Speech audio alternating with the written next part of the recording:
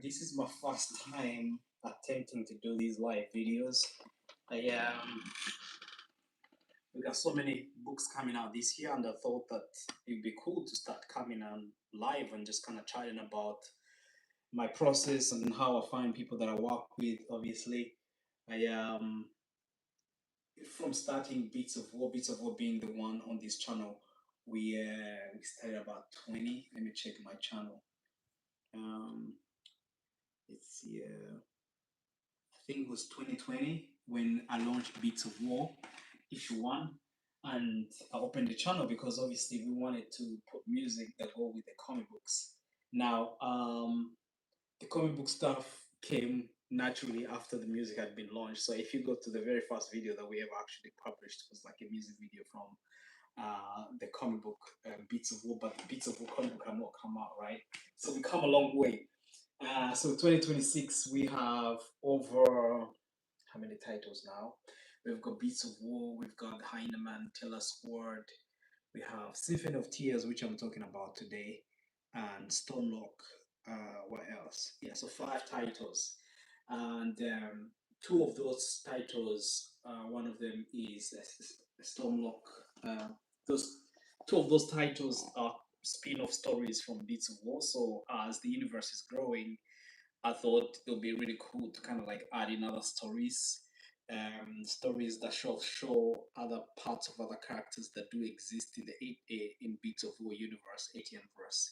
So the very first one that I was thinking about was Tom Locke. And the thing is, with these stories, I don't really like wake up and I'm like, I'm just gonna create a new character. Something hits me, I get like a life experience, and then I'm like, okay, I need to create another character. Hello, Morgan. How you doing? So yeah, this is the first video. Can you hear me properly? I'm doing live for the first time. So Stormlock came as a result of Beats of War. I really wanted to sort of tell another story of one of the Reza gang that did exist in the Edinburgh section. So yeah, if you can hear me, okay, that's great, that's great. So I'm doing live today, talking about my journey. I don't know if you've read Beats of War or some of the comic books that I've been putting online, because I think I've been publishing so many in the last how many years now? 2026. So that makes 6 years.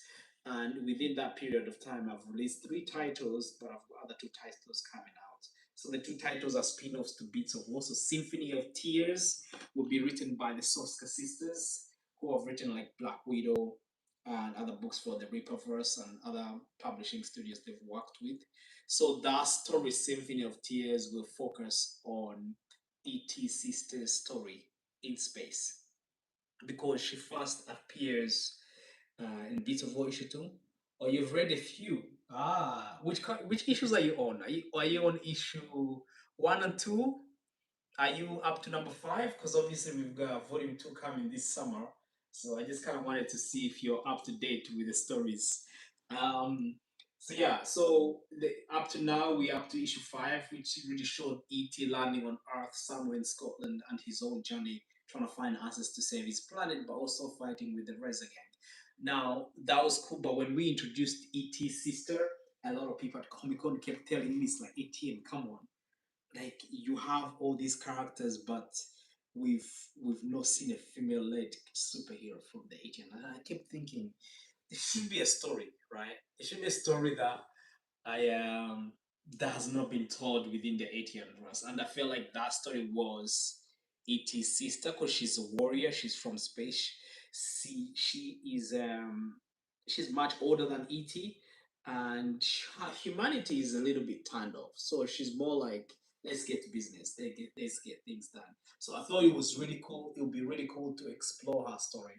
So that's gonna come out 2027, sorry, which is next year. It's being worked on by the Soska Sisters, so they're writing the story. If you don't know about the Soska Sisters, look them up. They've written some really good work. Some really good work. So yeah, Stormlock. Stormlock is Scotland's first speedster story. Now, Stormlock was it happened by accident. It was actually, I was doing one of these Christmas markets that I usually do at St. Enoch, and I was speaking to a friend of mine who is my editor, but also he's a writer. His name is Craig, and I was talking about like I really want to make a speedster story, but I want to really link it to some of the characters from the Reza Gang.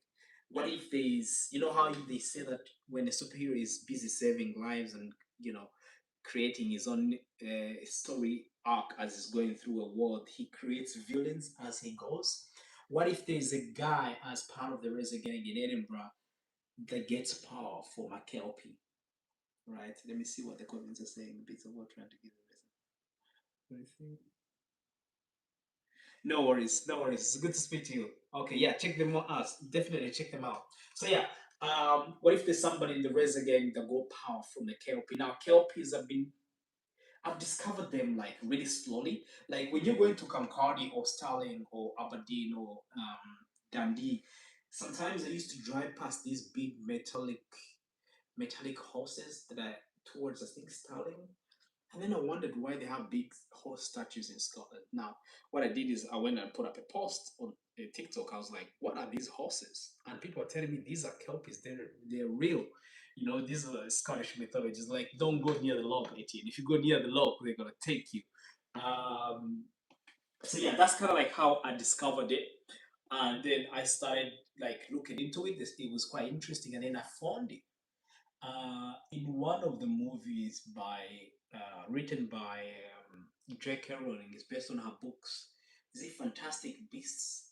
There's a scene where this guy sort of goes underwater, meets a kelpie, and he sort of swims with him to the top of the water. So I thought that was quite fascinating, and I was like, what if there's a somebody as part of the racing game that gets power from a kelpie? You know, because they're all myths, right? A lot of people don't believe in them. What if those myths, which are part of the Scottish culture, do become alive?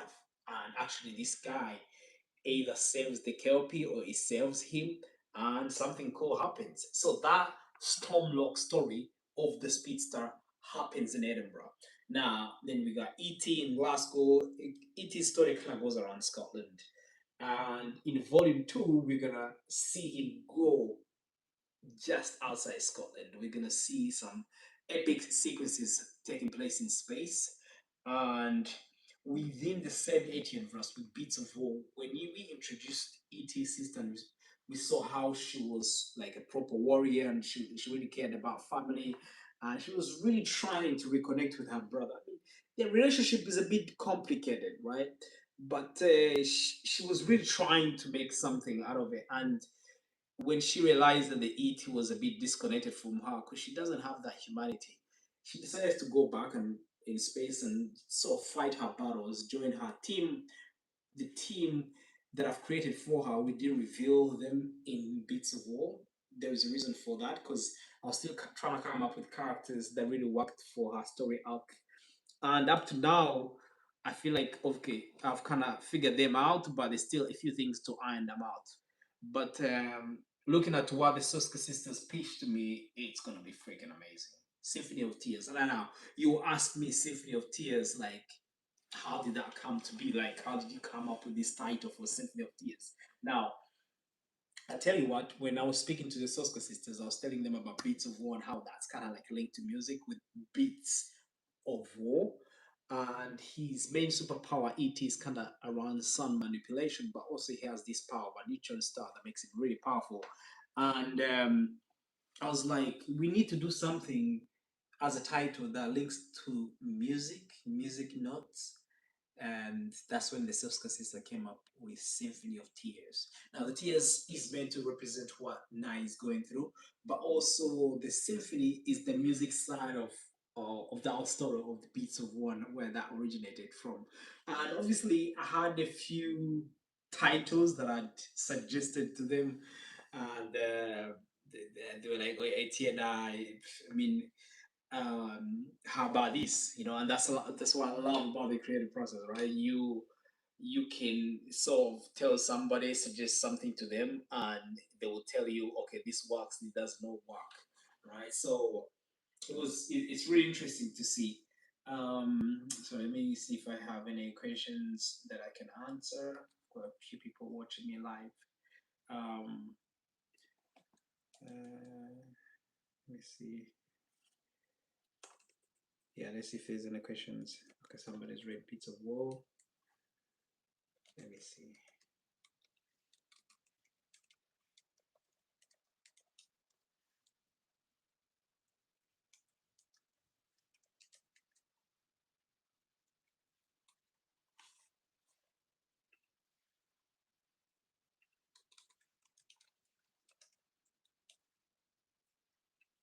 Okay. Um, okay, that question I've answered that. Okay, let's see. Um,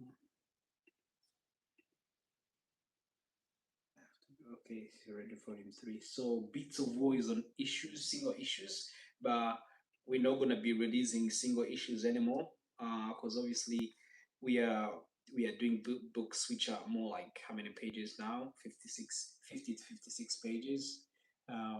So let's see. Uh,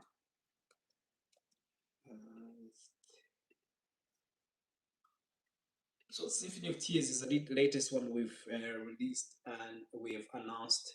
Let me see. Let me see. Place of Legends. Okay, no. Let's see. Check the file. Okay. So yeah, let's see.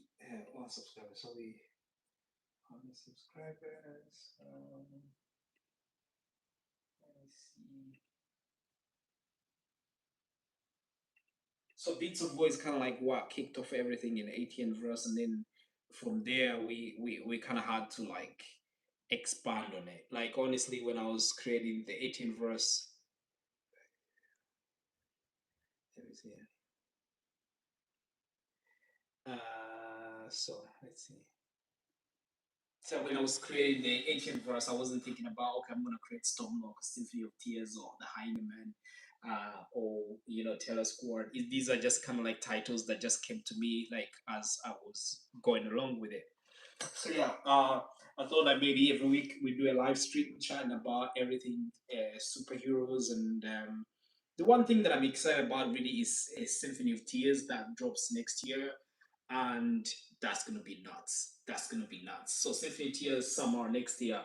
Now we have the Worlds Collide story crossover that I'm doing with Grant Morrison. That's gonna be dropping sometime next year, and then we're gonna give you more news very soon about that. That's gonna be one of the crossovers that is going to lead you to Christmas, basically. So you start around March, April-ish, and then we'll be releasing issues, and then we're gonna collect them towards the end of the year to the epic maximum part of the story. This is gonna be huge. So think about what's collide, think about Symphony of Tears, and think about potentially Heineman 4. We're working on Heineman 3 right now for dropping this year, this Halloween. So fingers crossed we're gonna get that going. So next year has got big stories as part of the Etianverse. You're gonna be introduced to characters you've not seen before. We're gonna go to deep space. This is one of the biggest story that we've done actually. Like there's no part of this story that will be taking place on Earth. And seeing the work that Joe Bennett did on some of the big books from the Ripperverse, like Zeren, I don't know how to pronounce the name.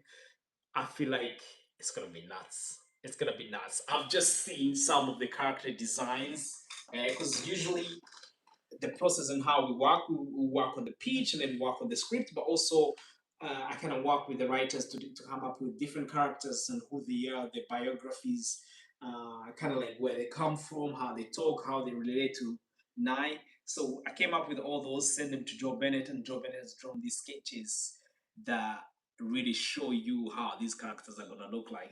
It's gonna be nuts, guys. Yesterday I saw them and I was geeking out. I was speaking to the Soska Sisters. I'm like, 2027 is not here right now. We want it right now, you know. So those are the big titles for next year. So the Worlds Collide with Grant Morrison, and then Symphony of Tears. Potentially next year we'll have Taylor Squad 3. We'll also have Heineman 4. And I don't think we'll be releasing any Beats of War books until 2028, because obviously Beats of War, we need a little bit of like a year to kind of like breathe a little bit. And Stormlock will be out. So we're gonna release the first issue of Stormlock this September, and I'm gonna see how you guys react to it. Really, really, we feel like with Stormlock is a new speedster character introduced to the Etianverse, and the introduction is more like, okay, let's see how the fans react to this. Do they write? They like the design? They like the backstory of the character? Do they like how the character fits in the Etianverse? And then we can build from there. And I think with Stormlock, I with the way like I started off with Beats of War, I don't really like wake up and I'm like, okay, I'm gonna make a speedster character, or I'm gonna make a vigilante character, or I'm gonna make it is Sisters spin-off. It's things that happen organically. Like I don't go looking for it. Like I get inspired and I get this idea, and then I meet art writers, and then I'm like, what do you think of this? Can we solve this narrative within the growing universe? Because things need to make sense. Continuity is key. Like things need to make sense with the story that is happening on Earth, um, and characters need to sort of come in at the right time in the universe, and it needs to be exciting. It needs to create that momentum. So yeah, I'm really excited. I don't know. I feel like with a lot of support that I've been getting from a lot of people who bought Beats of War over the years has given me the encouragement to keep going. So Beats of War was is always gonna be the foundation of this whole universe, because when each one came out 2020 during lockdown, I didn't know how that was gonna go down, especially the fact that everything was locked down, right? Um, it was crazy. It came out and it sold over 50,000 copies as we speak right now. So that's been a huge, huge milestone. Now, Bits of War issue 1 to 5 took longer because obviously I do everything independent. So on production with hiring artists, I'm never really in a rush to get the next issue or the next book done.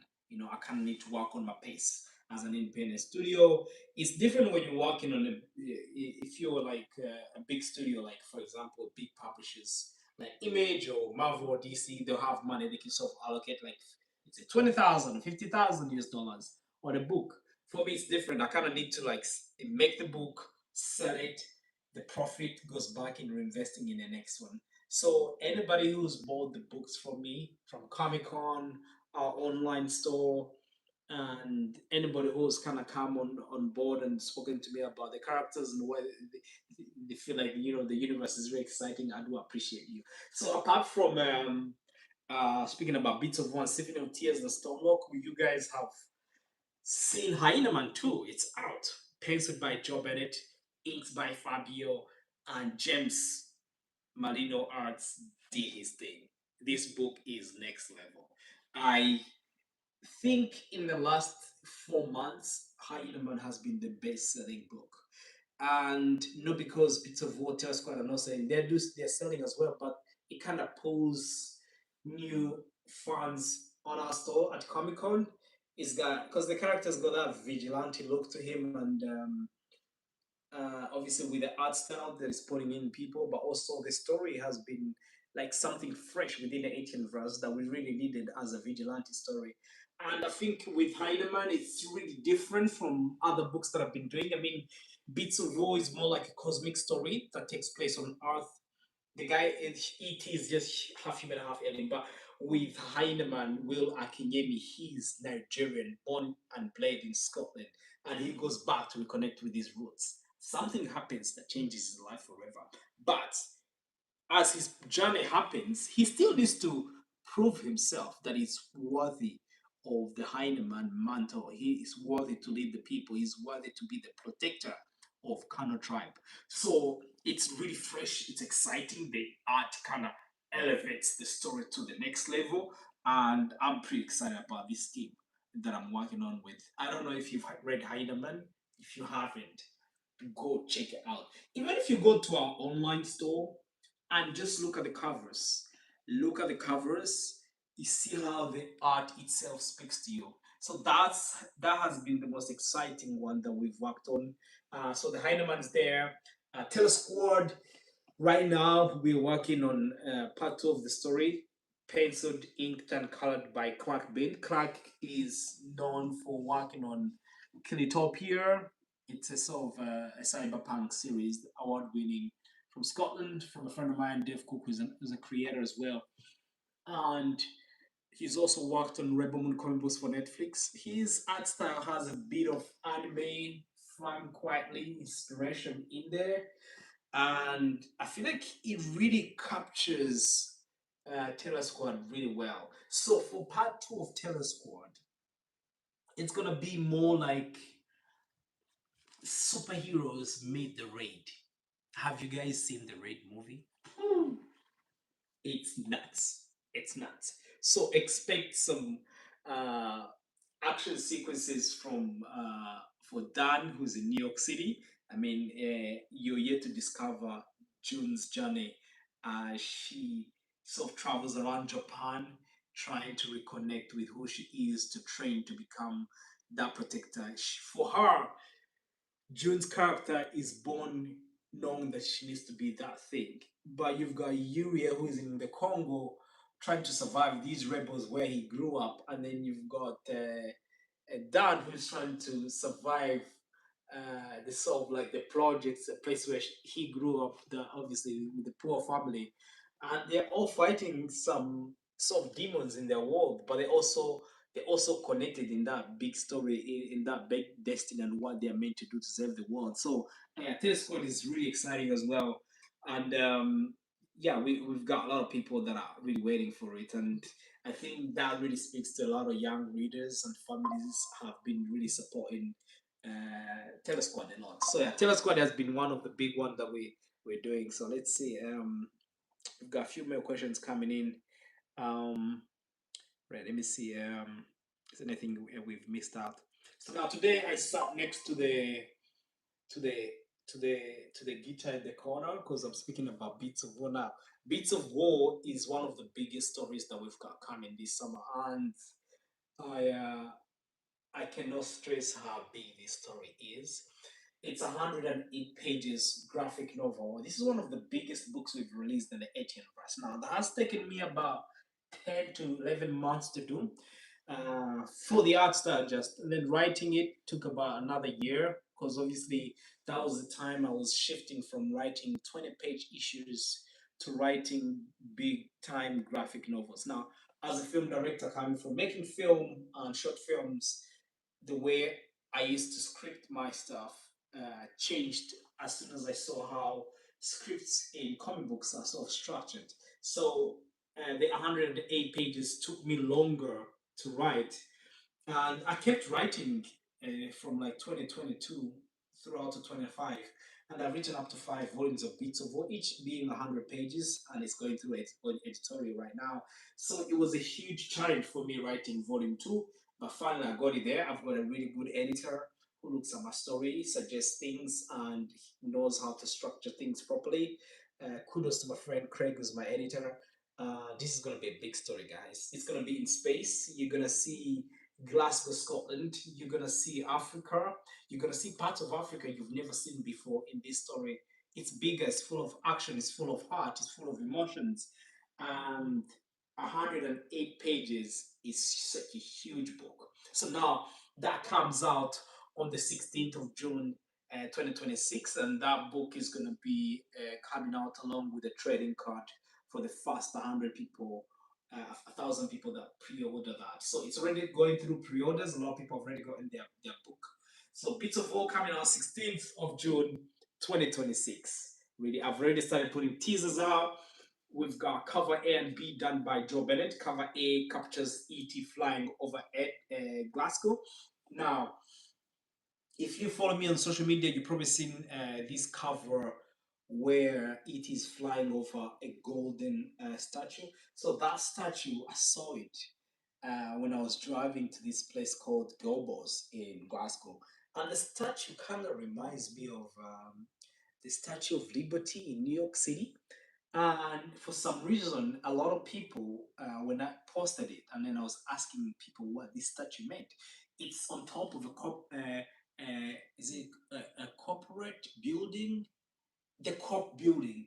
The Corp is made, it's something that used to be a bank, but also has shops. And that statue used to be a little bit bluish. So it kind of was hidden on the building. So it's always been there. And there's other parts of Glasgow that actually have that statue. I need to yet to go and discover those. And recently, I think people who bought the building, they decided, okay, we want to repaint this statue. And when I was driving by, I saw the statue. I'm like, whoa, this must be really iconic, right?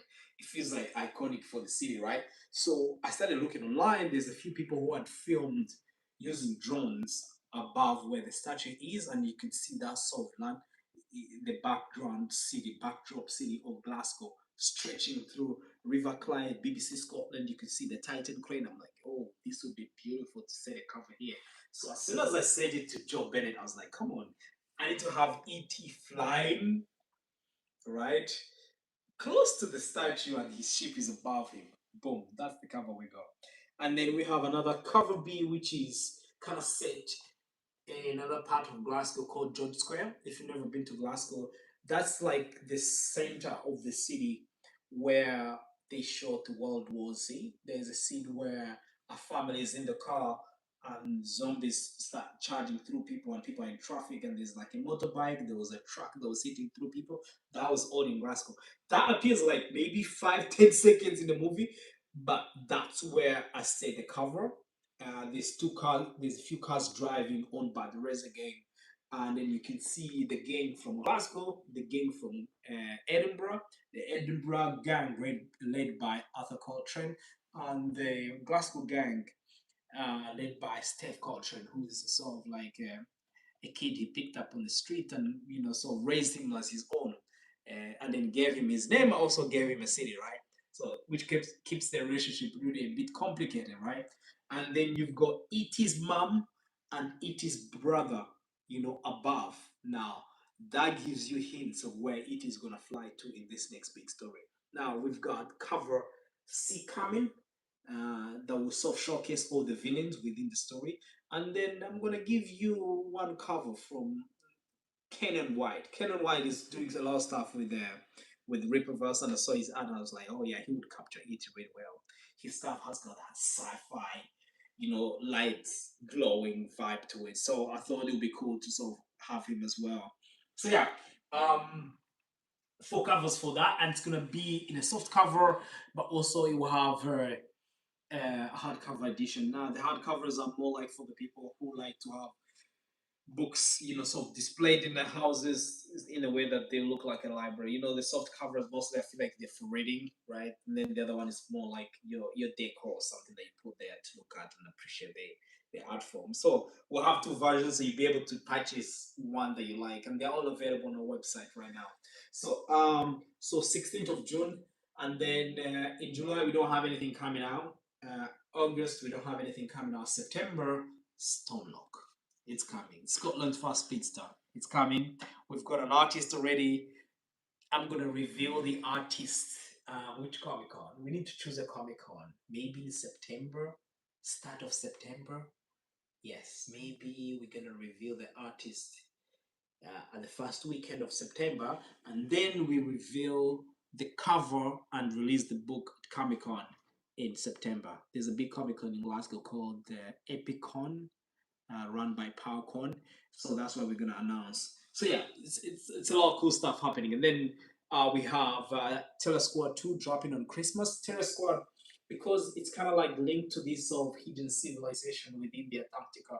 We felt like with that ice cold vibe to the story, we want to set it during Christmas, which has something really ice and cold linked to the book, and I feel like that could be like a perfect Christmas gift for somebody. So yeah, those are the three titles coming this year, and we plan to release Heinemann 3 by Halloween. We are pretty ambitious. Let's see if the team can pull this off. The script is ready, it's ready in production. Hey, it's out of my hand right now. But it's been a fun process, and also working with the Soska Sisters. I can't wait for you guys to see what they're cooking. They're cooking some cool stuff. The book that they're working on is going to be next level. So if you haven't checked it out, if you haven't gone to pre-order, I'm actually right now on the website. Let me see what we have from Symphony of Tears. So Symphony of Tears, we just released a soft cover. Let me see. Well, just right now on the website on pre-order. So we have the soft cover version. We have the hardcover version. And then we release the T-shirt, so you can add on a bit of merch. And and we've released a hardcover version, and also we just recently added on a statue. We're gonna release a statue, 100 pieces of Nai that will come with Symphony of Tears. So that will ship at the same time as when the book is shipping. And now, to finish off my video today, I really kind of wanted to come online to kind of chat to you about issue 1 to 5 of Beats of War. Now that came out, the last issue came out last year was issue 5. Yes, now it's time to collect issue 1 to 5. Now that will have art by Ben Wilsonham and Eric, who's a French artist. So that will connect the 5 issues, which make up to 100 pages. And we have an introduction from Grant Morrison.